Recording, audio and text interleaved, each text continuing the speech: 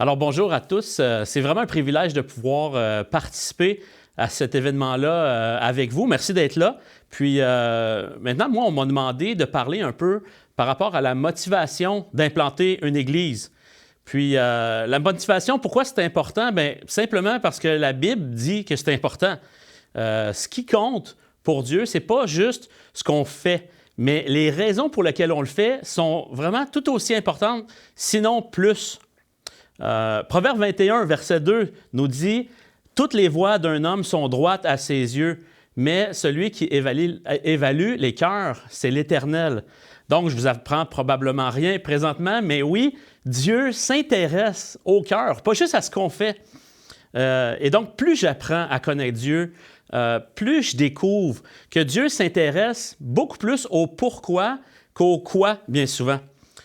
Donc, quand on parle des raisons de vouloir implanter, malheureusement, bien, à un moment ou à un autre, on va être confronté à notre propre cœur et aux réalités de notre cœur. Même avec la grâce de Dieu qui est à l'œuvre dans nos vies, ça veut dire que nos motivations ne seront jamais complètement pures, complètement libres de l'influence du péché. Puis c'est normal d'avoir des motivations mixtes qui sont là.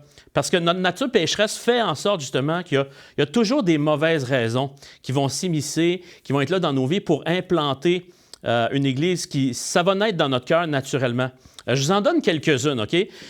Des mauvaises raisons que j'ai déjà entendues ou déjà vues d'implanter.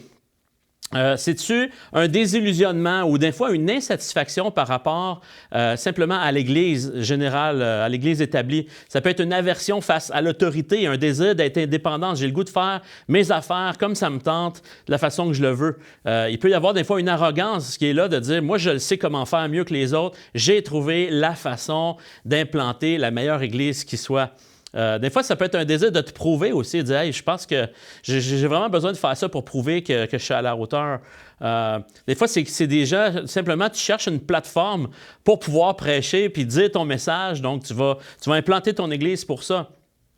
Des fois, c'est parce que certaines personnes, on peut même penser que implanter une église, c'est comme la façon la plus spirituelle là, de vivre ta vie chrétienne pour Dieu.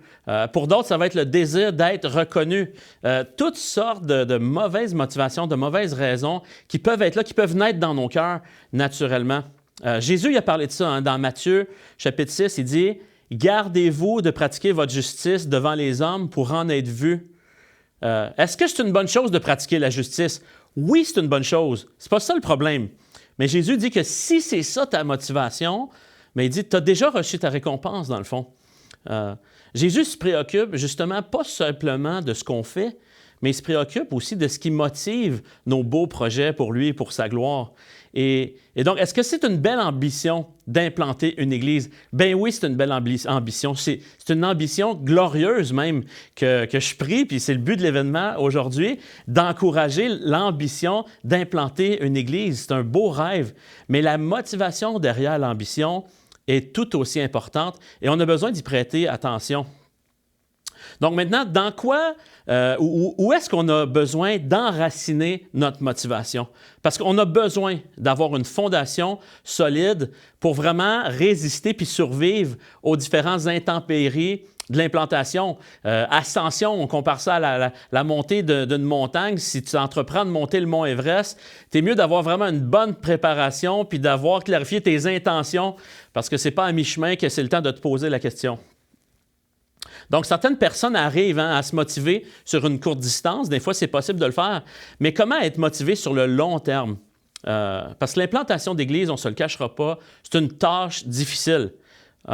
Les gains sont lents dans la plupart des cas. C'est sûr qu'il y a des success stories des fois qu'on va voir, mais la plupart des cas, c'est souvent des gains lents, des petits pas vers l'avant. Des fois, on a plus l'impression qu'on fait un pas en avant, 2 pas en arrière. Le sacrifice est grand. Et donc, le sol est difficile à labourer. C'est ça la réalité de l'implantation.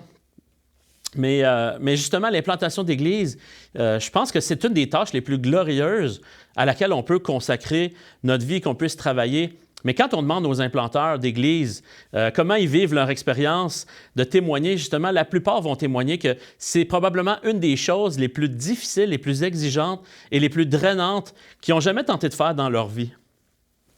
Donc, quand tu compares ça, la beauté de cette tâche-là, de l'implantation d'église, versus la réalité, la dureté du terrain, tu te dis, coudonc, y a-t-il une contradiction? Et quand on regarde la vie de Paul, j'aimerais ça qu'on puisse réfléchir un peu à ça. On va voir que pour lui, non, il n'y en a pas de contradiction. Une des choses qu'il nous dit dans 2 Corinthiens chapitre 4, il nous dit que nous portons ce trésor dans des vases de terre afin que cette puissance extraordinaire soit attribuée à Dieu et non à nous. Et ça, je pense que c'est une première motivation importante. Si notre motivation n'est pas enracinée justement dans le roc, on ne va pas tenir le coup sur le long terme. C'était quoi la motivation de Paul? Il nous le dit juste un peu plus loin, il dit, c'est l'amour de Christ. L'amour de Christ nous presse. Paul, il avait un contexte difficile, beaucoup de persécutions, il était toujours rempli d'opposition quand on regarde les chartes dans sa vie, la trahison à l'interne, la persécution, ainsi de suite. Qu'est-ce qui fait que Paul abandonne pas? Qu'est-ce qu'il garde toujours focus sur la mission? C'est sa vision constante et renouvelée de la gloire de Dieu révélée en Jésus-Christ. C'est la puissance que ça donne de savoir que Dieu est pour toi et non contre toi. Imagine de savoir que tu es adopté, que ton éternité est réglée, tu es un héritier avec le roi des rois, que ta place est sécurisée éternellement. Rien ne peut me séparer de l'amour de Dieu. De savoir ça, ça donne une puissance, une assurance qui permet réellement de traverser les tempêtes. Donc, si seulement on pouvait être tellement enraciné dans le fait que Christ a tout accompli pour nous à la croix et que ce n'est pas à propos de ce que moi je peux faire pour Dieu, mais c'est à propos de ce que lui a fait pour moi à la croix. Je pense que ça change tout. Ça, c'est la motivation principale, l'enracinement pour l'implantation d'Église. En parlant de son propre ministère, Paul, il continue puis il se défend un peu.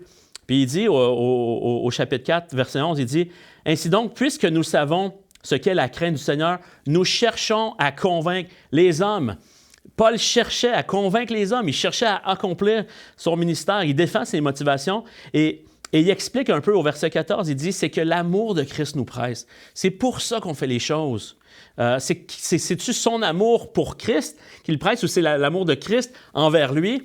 Il nous dit, on aime parce que Dieu nous a aimés le premier. Donc, qu'est-ce que ça produit, cet amour-là? Quand tu goûtes à l'amour de Jésus, tu veux que le plus de gens possible puissent y goûter à leur tour. C'était ça la motivation de Paul.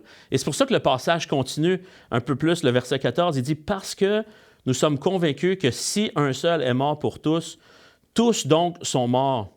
Et s'il est mort pour tous, c'est afin que ceux qui vivent ne vivent plus pour eux-mêmes, mais pour celui qui est mort et ressuscité pour eux. » Donc, Christ est mort afin que tu ne vives plus pour toi-même. Ça, c'est vraiment la clé. C'est quoi le point ici? Le point de Paul, c'est de dire, c'est pas à propos de toi.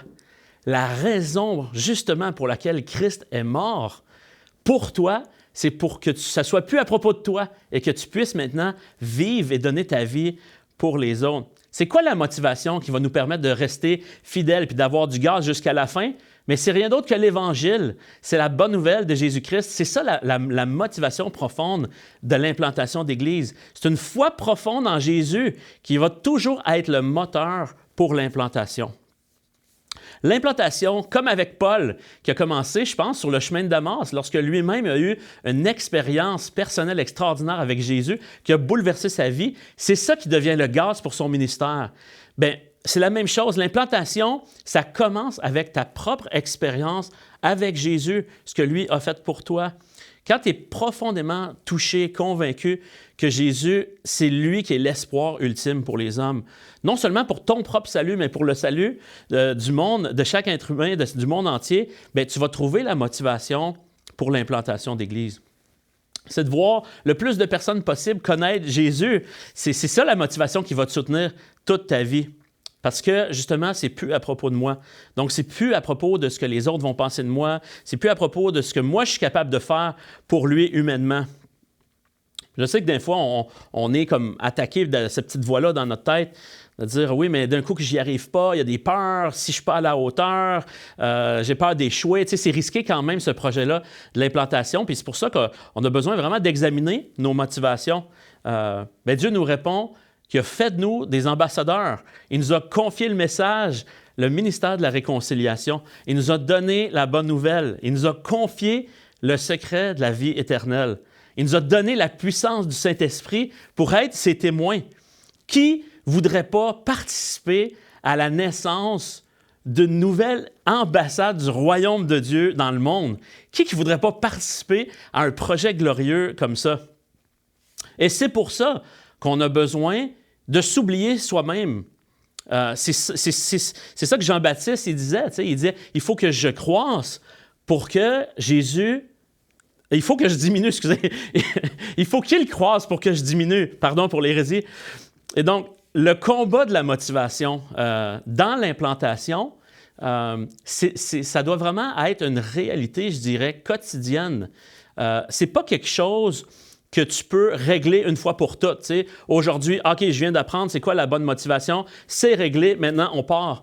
La motivation, c'est vraiment une posture et d'examiner constamment notre propre cœur, alors qu'on est en train de vouloir faire des grandes choses pour Dieu, de mettre devant lui des grandes ambitions, de voir une Église naître pour rayonner dans une communauté que j'ai à cœur, bien, quotidiennement, c'est d'examiner mon propre cœur et de voir justement où est-ce que mes motivations ne sont pas alignées avec l'Évangile. Où est-ce que je ne marche pas droit avec l'Évangile? Alors, c'est vraiment ma prière pour chacun de nous qui sont là aujourd'hui. Pour toi, si peut-être tu es déjà en train d'implanter une Église, que tu puisses examiner devant Dieu humblement, honnêtement, les motivations qui sont là, qui te drivent à chaque jour. Et s'il y a des éléments qui sont là, qui ne sont pas droits avec l'Évangile, que tu puisses simplement les confesser à Dieu et t'en repentir. Et si peut-être tu es au début du processus en train de discerner est-ce que c'est quelque chose que Dieu m'appelle à faire, bien, tout simplement que Dieu te donne d'être rempli d'un amour pour Dieu, un amour pour les gens et d'une passion de voir les gens découvrir Jésus. C'est vraiment ça la motivation d'implanter une Église.